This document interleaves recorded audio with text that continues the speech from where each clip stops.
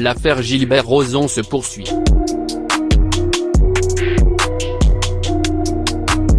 L'ancien juré de l'émission La France a un incroyable talent fait l'objet de 2 chefs d'inculpation pour attentat à la pudeur et viol.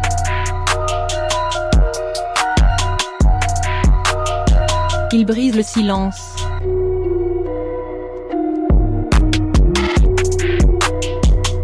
Alors que la saison 13 de La France a un incroyable talent s'est récemment achevée, c'est un ancien juré qui refait parler de lui. Souvenez-vous, en octobre 2017, plusieurs femmes, notamment l'animatrice Julie Snyder, avaient accusé le Québécois d'harcèlement, d'agression sexuelle et de viol.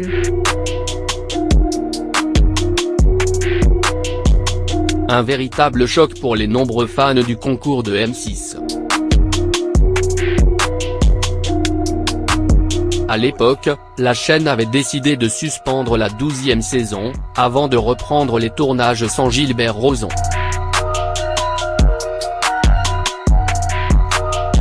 Face à la polémique, ce dernier avait également démissionné de ses fonctions de président du festival d'humour Juste pour rire.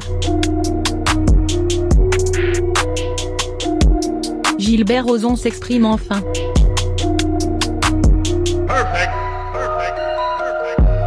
En mai dernier, la police canadienne avait bouclé les enquêtes préliminaires et 14 dossiers d'accusation ont au total été examinés par les procureurs. Finalement, seul un dossier a été retenu par le directeur des poursuites criminelles et pénales, DPCP. Ce mercredi 12 décembre, Gilbert Rozon a ainsi été officiellement poursuivi pour attentat à la pudeur et viol impliquant une victime.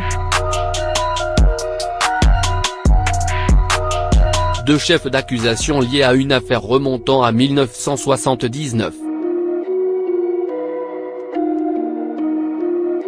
Si pour le moment, les faits et l'identité de la victime présumée restent secrets, l'ex-juré de M6 a été convoqué au tribunal le 22 janvier prochain. Alors que le sentiment d'injustice est grand pour les autres victimes présumées, qui ne pourront pas faire entendre leur voix et témoigner devant la justice, Gilbert Rozon est sorti de son silence sur son compte Twitter.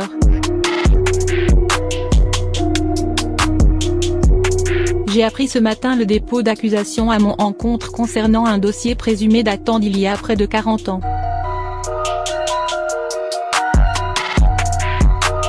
Je vais continuer à me défendre devant la justice et réserve tout commentaire pour cette instance.